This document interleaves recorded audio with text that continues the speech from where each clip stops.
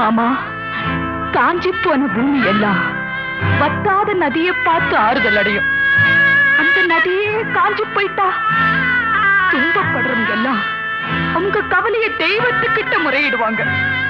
ஆனா தெய்வமே கலங்கி நின்னா அந்த தெய்வத்துக்கு யாரால ஆறுதல் சொல்ல முடியும்? தானாடவில்லை அம்மா, சதையாடுது நதி, தந்தை என்றும் பிள்ளை என்றும் விளையாடுது.